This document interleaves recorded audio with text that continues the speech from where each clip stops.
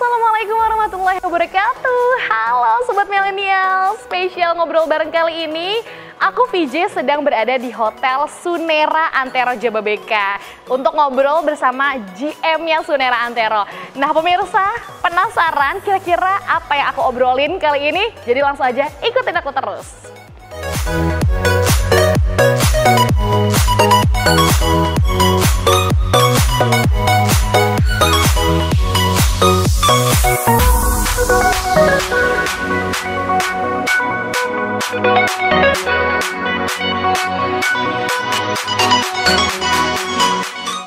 Halo pemirsa, kali ini VJ sudah ada di dalam hotel dan bersama Bapak Ivan Nasution selaku GM Hotel Sunera Antero Jababeka. Apa kabar Pak Ivan? Baik, sangat luar biasa. Waduh, luar biasa. Alhamdulillah baik Pak Ivan. Aduh, ini senang banget ya akhirnya punya kesempatan langsung ngobrol sama Pak Ivan nih gitu. Oh, bisa. Selalu saya siap sedia kok. Baik. Pak Ivan mungkin bisa memperkenalkan dirinya dulu Pak Ivan kepada pemirsa BRTV di rumah. Silahkan Pak Ivan. Oke, nama saya Ivan Nasution. Saya berkelahiran dari Medan. 12 November. Saya berkecimpung di dunia perhotelan ini mungkin sudah lebih dari 20 tahun ya. Untuk selebihnya itu. Wah, 20 tahun seusia saya, tapi Pak Ivan gitu ya? sudah menggeluti di dalam perduniaan hospitality atau hotelier ya disebutnya. Ya, hotelier gitu. sih sebenarnya. Kalau bahasa kininya gitu ya. Bahasa kerennya ya. Bahasa kerennya gitu. Baik, Pak Ivan berarti sekarang sibuk apa aja nih Pak?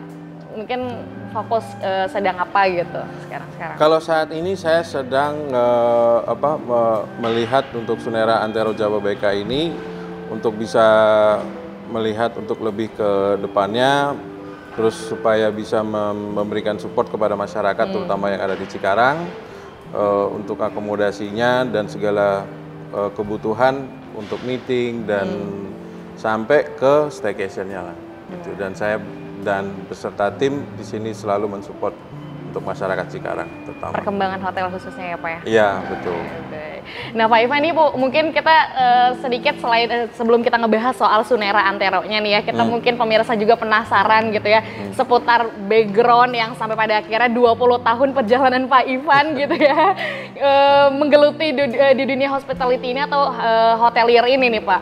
Apa sih, tapi sebelumnya background-nya apa gitu Pak? Mungkin bisa diceritakan gitu pengalamannya.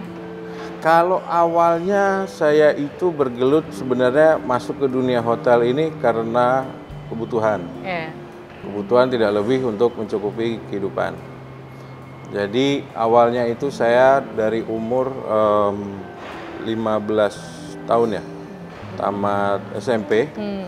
Jadi tamat SMP itu saya sudah mulai, kalau kata orang Medan itu sudah merantau. Gitu. Saya merantau ke Singapura dulu. Saya masuk dunia SMA, high school, terus habis itu saya melanjut ke Australia, ke Melbourne. Saya di SMA kelas 3 kurang lebih, kalau untuk itu atau di grade 11, itu saya sudah mulai magang sebenarnya. Saya sudah mulai mencari kesibukan diri karena saya merantau seorang diri. Saya mulai bekerja di part-time di hotel. Awal itu sebagai waiter, ya kan, untuk yang di banket, terus untuk setup, malam masuk jam 11 untuk setupan sampai pagi, baru gitu segala macam. Terus saya lanjut untuk sekolah, terus lanjut, habis itu saya kuliah. Sebenarnya saya kuliah awalnya tidak di dunia perhotelan. Tadi karena saya mikir, saya melihat dunia sebenarnya itu awalnya saya S1 saya tuh di electronic commerce, e-com. Sebenarnya kalau sekarang kan lebih hits tuh, ya kan.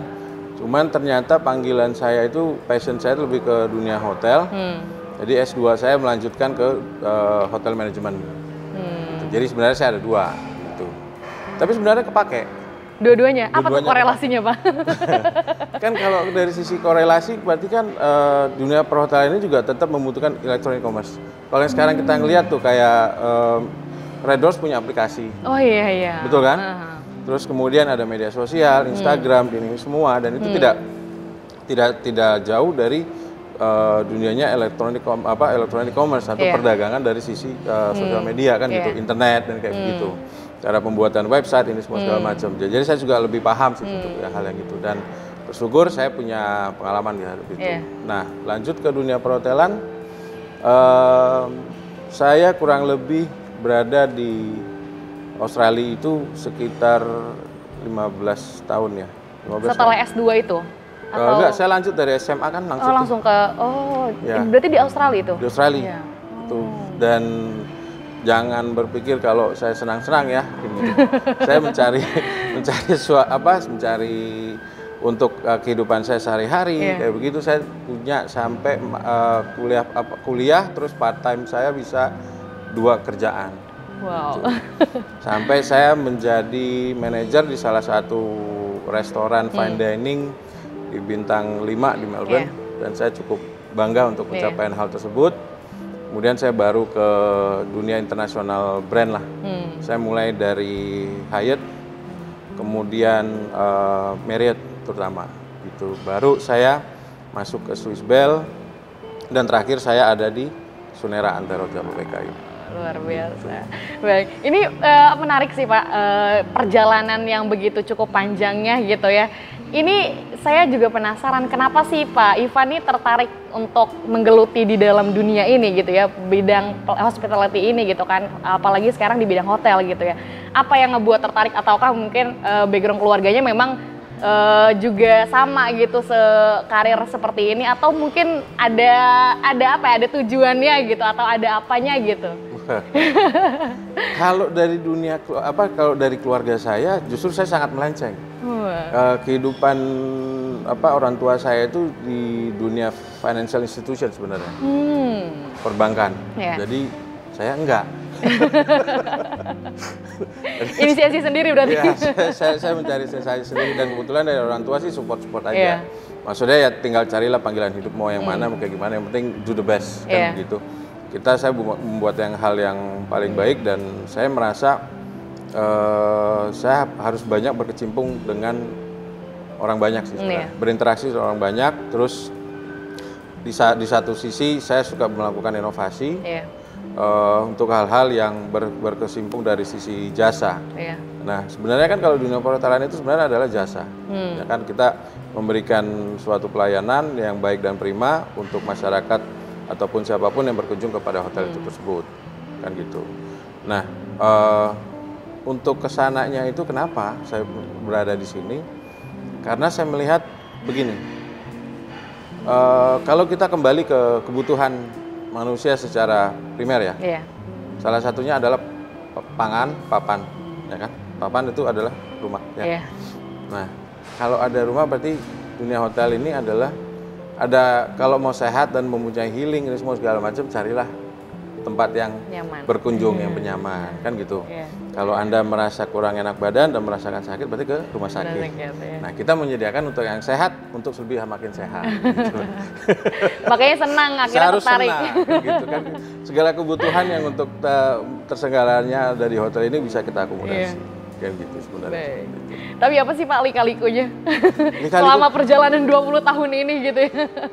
Lika-liku banyak. Saya mulai dari waiter, saya pernah jadi bartender, saya pernah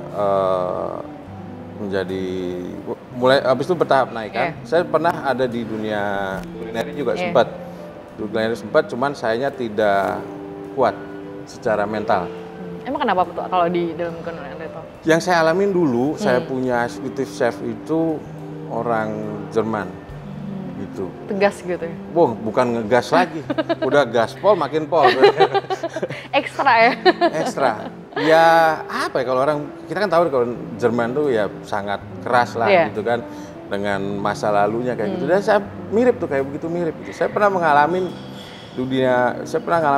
di titik poin bahwa saya harus pindah haluan dari dunia kitchen ke service.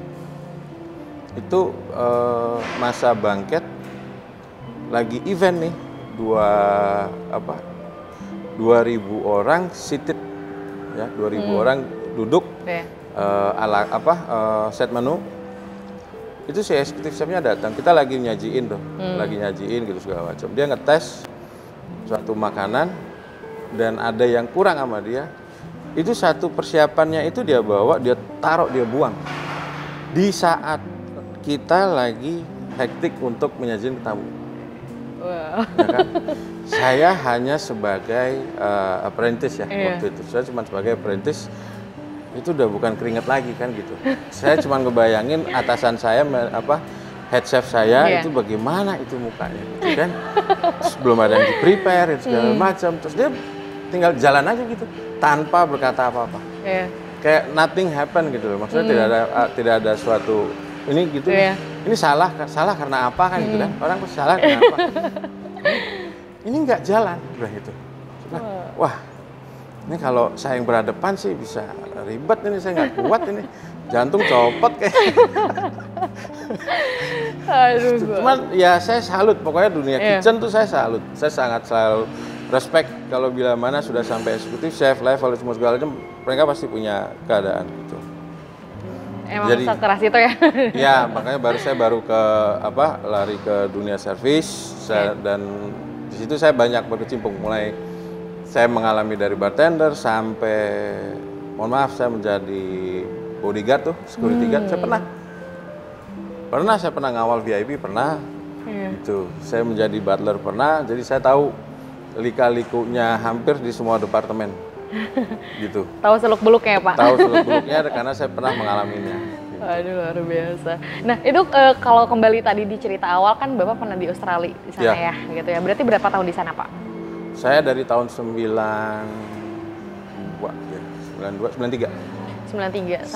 sampai 2008. Lumayan lama ya. Lama. Sampai pada akhirnya mungkin dapat ilmu di sana di negeri orang, mengadaptasikannya di negeri sendiri. Apa yang Pak Ivan bawa dari negeri orang khususnya di Australia gitu ya? Oh iya. Yang kesini gitu, dibawa ke sini apa Pak?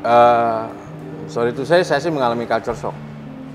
Culture shock, walaupun saya orang Indonesia, saya mengalami culture shock. Gitu loh. Culture shocknya dalam hal begini. Efisiensi dalam sisi bekerja, efektivitas dalam sisi bekerja, itu sangat harus saya hargain yang ada di luar sana. Kenapa? Karena mereka per jamnya itu kan ada, targetnya itu kan ada, kan gitu. Terlepas dari apapun nationality mereka, karena di sana tuh nggak cuma orang Australia aja sih ada dari negara lain juga ada, kan gitu. Tapi mereka bisa beradaptasi di satu sisi. Nah itu saya harus salut. Awalnya saya seperti itu. Terus habis itu saya harus beradaptasi dan lingkungan dan semua segala macam. Akhirnya saya bisa ngeblend in. Kan di gitu. Indonesia ini ya? Di Indonesia ini. Karena memang saya tidak bisa pungkiri ya, di mana di situ kita berada, di situlah kita junjung lah. Kan gitu. Cuman bisa ada beberapa hal yang saya adaptasikan, saya implementasikan untuk kebaikan bersama dan untuk meningkatkan kinerja dari masing-masing orang. Dengan cara yang memang kulturnya di sini gitu ya Pak? Betul. Kita harus selalu mensupport culture yang ada di mana kita berada. Benar. Gitu loh. Jadi mungkin kalau ada yang melihat, oh ya saya pernah di Dubai, kan Dubai contohnya beda, kan gitu. Oh saya pernah di negara lain, kan pasti beda. Kalau saya kebetulan memang saya hanya ada di Australia, itu yang saya alami. Luar biasa ya pemirsa. Lika-liku sedikit mungkin tadi perjalanan Pak Ivan Nasution yang sampai pada akhirnya sekarang menjadi seorang GM di salah satu hotel, yaitu Sunera Antero Jababeka. Baik Pak Ivan, kita akan jeda dulu sebentar dan lanjut ngobrol lagi. Pemirsa juga jangan kemana-mana, tetap di Ngobrol Bareng.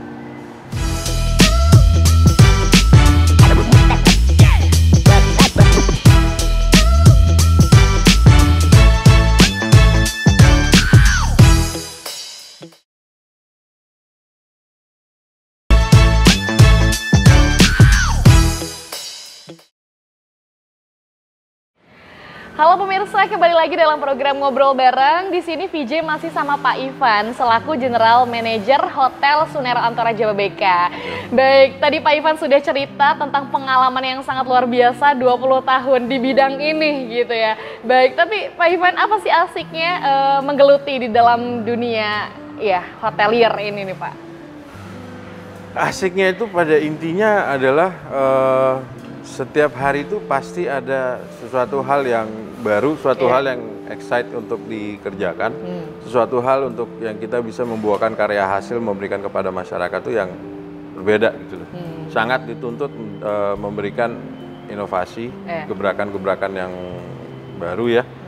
terus berinteraksi kalau sudah di posisi tertentu berarti kan dia berinteraksi dengan pihak luar di satu sisi, terus juga berinteraksi terhadap karyawan yang ada di sini semua gitu loh. Jadi kehidupan itu di dunia perhotelan itu harus berkesinambungan sih.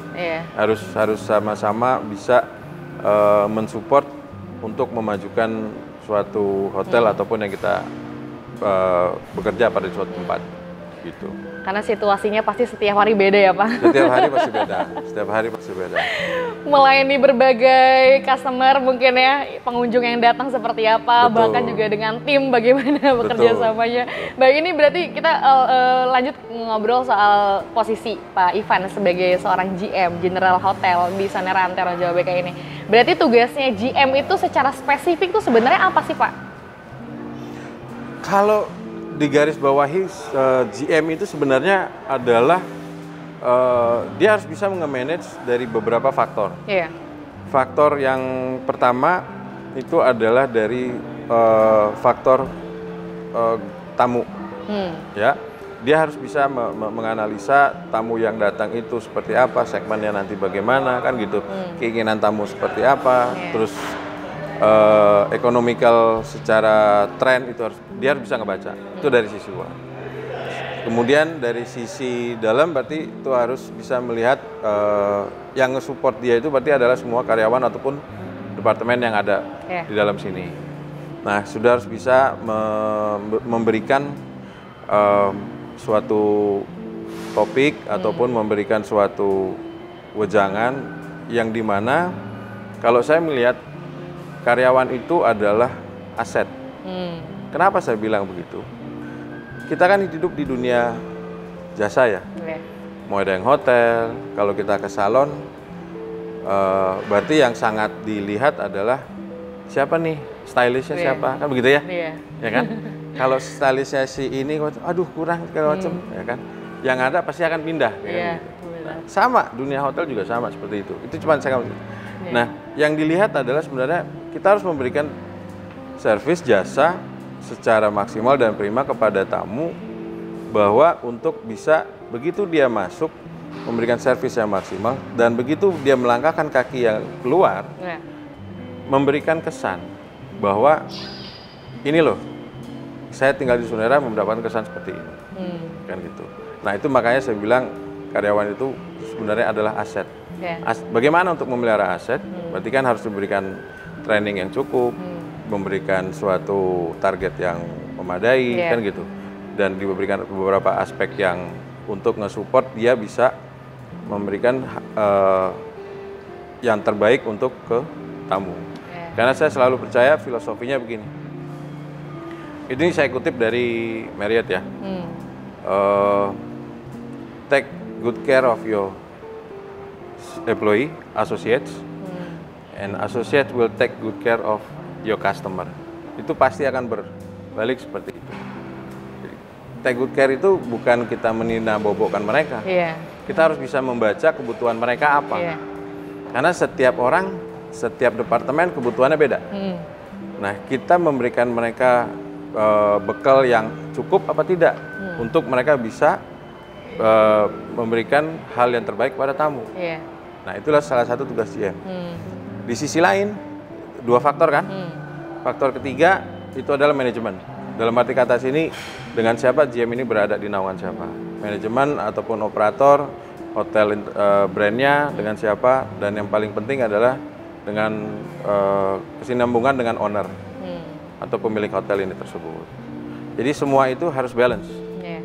Nah, disinilah dituntut sebagai gimana GM itu bisa berinteraksi dalam segala sisi, dalam segala aspek ya Pak. Tapi ini menarik nih soal ini kan GM kan sebagai apa ya bahasanya pemimpin bagi timnya gitu ya, yang kadang kan nggak semua orang bisa menyelaraskan satu visi yang mungkin kita pengen gitu ya, namanya juga tim, beda-beda kepala dan lain sebagainya. Tapi gimana sih Pak Ivan, cara Pak Ivan memimpin tim-tim di sini tuh dengan karakteristik seperti apa mungkin? Apakah mungkin Pak Ivan tipe yang tegas gitu, atau justru yang friendly, atau yang seperti apa gitu cara kepemimpinan Pak Ivan sendiri dalam memimpin seorang GM ini nih Pak? Oh, sebenarnya dari sisi saya itu kita harus sangat bisa untuk membaca situasi ya. Kita harus bisa menjadi, kapan kita harus bisa menjadi leader, kapan kita harus bisa menjadi tim. Jadi kapan kita harus bisa mengambil keputusan, kapan juga kita harus bisa berada di samping tim untuk sama-sama bisa nge-support, gitu loh. Jadi harus itu dua. Dibilang tegas, kita memang semuanya harus ada tegas, memang semuanya harus ada benang merah. Tapi bedakan antara tegas dengan otoriter, kan gitu. Kita mau menjadi leader kah atau kita menjadi bos? Dua kata yang berbeda, ya kan? Kalau di sisi saya lebih baik menjadi leader. Jadi tahu kapan saya mengambil keputusan, tapi kita harus bisa nge-support tim secara keseluruhan. So be around when you need it. Jadi kita harus bisa menyesuaikan kondisi pada saat mana yang memposisikan sebagai seorang tim tadi ya, yang tadi Pak Ivan bilang gitu ya, mana kita memposisikan sebagai seorang leader. Ini luar biasa sekali sih Pak. Nah, kita ngomongin soal dunia perhotelan yang mungkin kemarin 2 tahun ya, bahkan selama itu kita mengalami krisis yang sangat luar biasa ya Pak Ivan. Pandemi gitu ya, COVID yang semua orang bahkan ya stay in home gitu kan, di rumah aja gitu ya. Banyak sekali perusahaan, mungkin nggak cuma di bidang hotel ya, kuliner dan lain sebagainya, sama-sama ikut terpuruk di dalam dunia ini. Nah, pasca pandemi ini Pak Ivan, apa strategi apa untuk memulihkan semuanya ini Pak Ivan?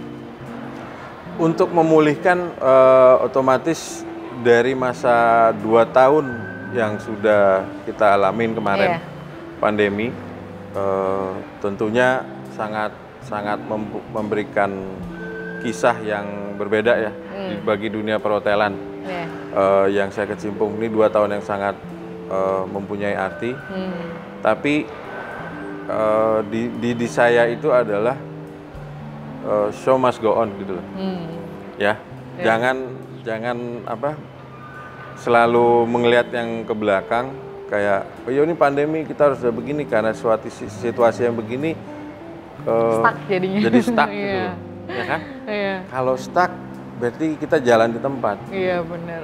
Kalau kita show must go on, tapi kita ambil selalu sisi baiknya.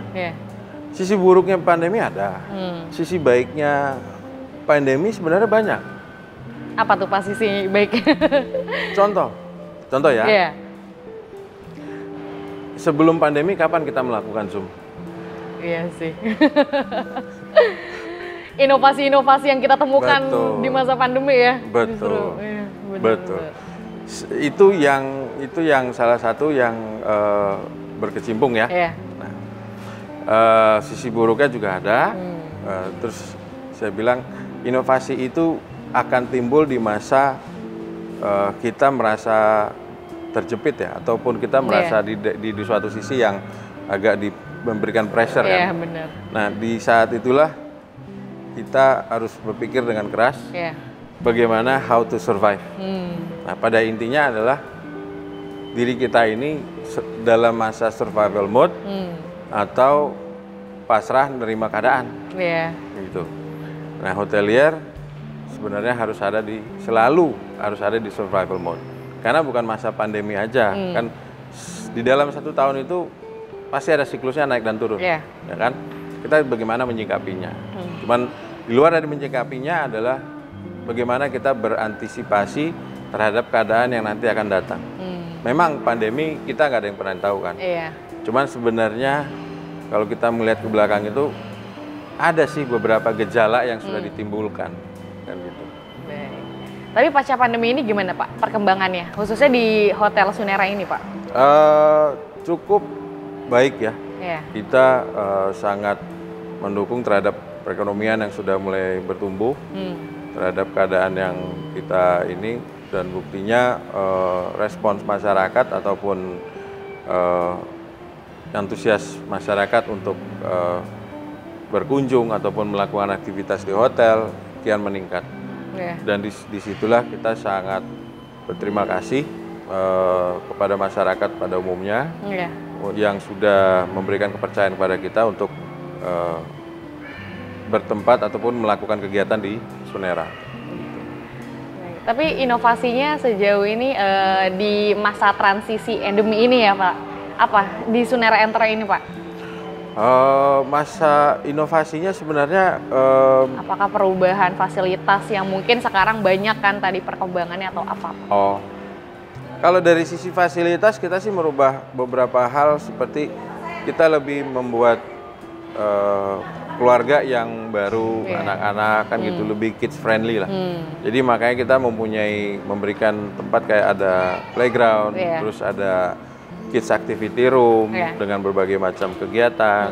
Terus kita juga mencoba di masa liburan ini ada bikin outbound sebenarnya, kan gitu. Jadi nggak perlu jauh-jauh kalau misalnya waktunya tidak mencukupi untuk orang tua ngambil cuti, ya outbound semi outbound yang untuk anak-anak bisa ada di Sunera. Ini memenuhi kebutuhan konsumen ya. Betul. Apapun ada, tapi emang ini menarik sih. Bahkan ya saya sebagai asli Cikarang gitu ya, kayaknya kalau ngomongin untuk mencari hotel yang sangat ramah terhadap keluarga tuh memang pilihan pertamanya pasti Sunera Antero ini gitu ya. Tapi ini menarik sih kalau ngomongin soal Sunera Antero, tapi ada historisnya nggak Pak? Mungkin bisa dijelasin gitu tentang si Sunera Antero ini, mungkin kapan sih Pak ini hadirnya, atau mungkin pernah ada perubahan atau apa segala macam? Sunera sih mengalami beberapa perubahan manajemen ya. Dari awalnya mereka hotel ini berdiri, dulu mungkin bernama Horizon, terus habis itu pindah lagi ke grup manajemen yang lain, sampai akhirnya jatuh ke manajemen kami di Sunera, kan gitu. Berarti, tapi sebenarnya sudah cukup lama ya, cuman hanya sekedar ganti nama aja ya berarti? Iya. Oke, baik. Tapi apa Pak keunggulannya, mungkin bisa diceritakan sama pemirsa nih, Sunera Antero tuh lebih apa ya, tersorotnya atau mungkin membrandingkan dirinya sebagai hotel apa nih Pak Ivan?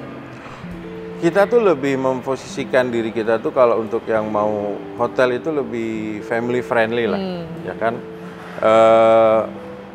Kita punya swimming pool berada di tengah, kelihatan dari semua sisi, kan gitu. Tinggi kolamnya juga tidak terlalu dalam, kan gitu. Terus masih child friendly. Terus kita punya berbagai macam kegiatan untuk anak-anak, ya kan? Terus kita ada playground. Terus kalau mau main sepeda juga kita ada untuk beraktivitas di luar, kan gitu. Jadi lebih memberikan fasilitas yang ekstra untuk anak-anak sebenarnya. Di samping untuk orang tuanya masih bisa relax ataupun healing ya, healing kita ada spa, ada massage, kan gitu. Jadi anak-anaknya bisa main, ya kan, punya area bermain, mau menggambar ataupun mau main games, kan gitu. Sambil main situ, orang tuanya masih bisa relax. Jadi semua sisi gitu ya, nggak cuma untuk anak-anak gitu ya, fasilitas untuk orang tua gitu ya, juga banyak di sini ya, ada hadir di sini. Baik pemirsa, ini juga masih penasaran pasti pemirsa di rumah soal seputar Sunera Antero ini gitu ya, Pak Ivan. Tapi kita akan jeda dulu sebentar. Pemirsa juga jangan kemana-mana, tetap di Ngobrol Bareng.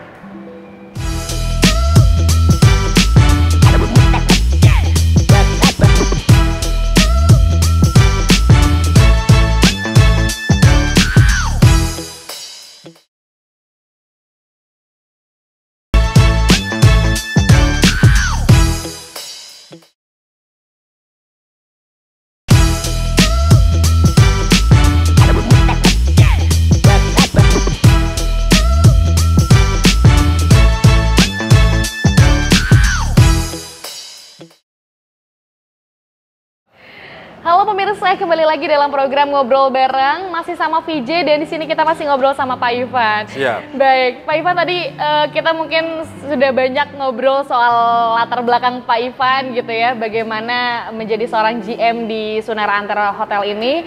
Baik, nah ini sekarang kita mungkin lebih spesifik ngomongin si Sunera Anteronya yang mungkin pemirsa di rumah masih penasaran gitu ya, masih banyak yang belum tahu sebenarnya keunggulan apa saja yang ada di Sunera Antero Hotel ini. Nah baik, Pak Ivan ini berarti Sunera Antero ini bintang berapa ya Pak?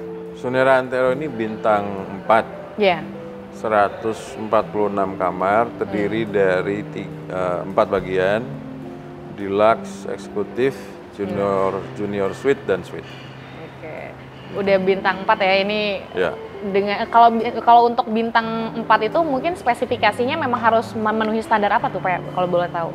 Ya harus memenuhi untuk standar yang, karena kita kan standar internasional pada tentunya untuk bisa mengakomodir wisatawan ataupun para pengunjung yang dari luar negeri, kan gitu. Di satu sisi kita harus bisa mempunyai fasilitas beberapa yang untuk penunjang selain dari kamar tentunya, ruang meeting, kita punya ballroom, terus ada kolam renang, gym, spa, massage, restoran.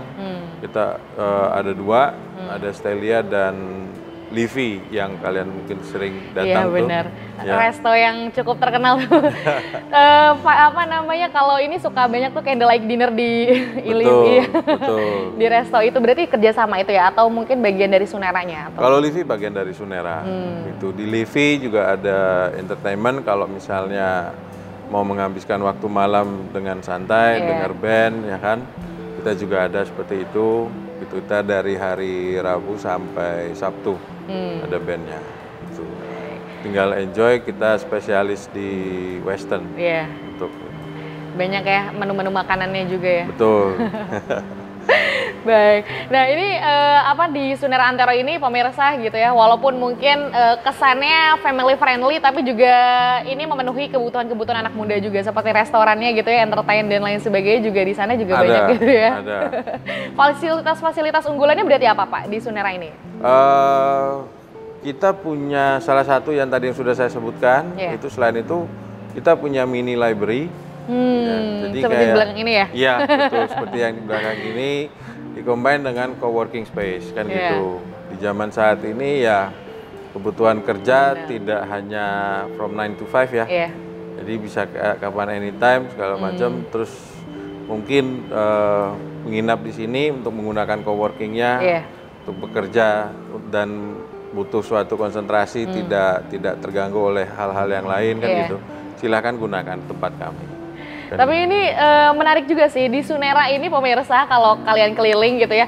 Jadi kalau kita datang ke Sunera itu nggak cuman mungkin menikmati fasilitas kamar yang pastinya kita nggak usah tanya lagi ya, pasti cukup nyaman di sana. Tapi banyak banget spot-spot tempat duduk gitu ya, mini library pemirsa, bahkan juga ada ruangan yang khusus untuk santai juga untuk teman-teman yang mungkin bisa di luar di outdoornya gitu, banyak banget gitu kan space-nya. Jadi kalau gabut di kamar doang gitu ya, bisa keluar ruangan nikmatin sambil baca-baca buku. Ini di Sunera tuh menyediakan itu gitu. Tapi ini menarik sih konsep-konsep seperti itu ya Pak ya. Berarti yang diunggulkannya di Sunera itu berarti itu ya? Iya. Terus juga kalau misalnya mau ada social event ya kan, agak jenuh nih, maksudnya pengen suasana yang lain ya kan, mau pesta ulang tahun kan gitu, atau gathering, koktail kan gitu kan, atau ramah tamah. Itu selain di ruang meeting kami, bisa di area kolam, bisa juga di lantai 2 itu ada open space.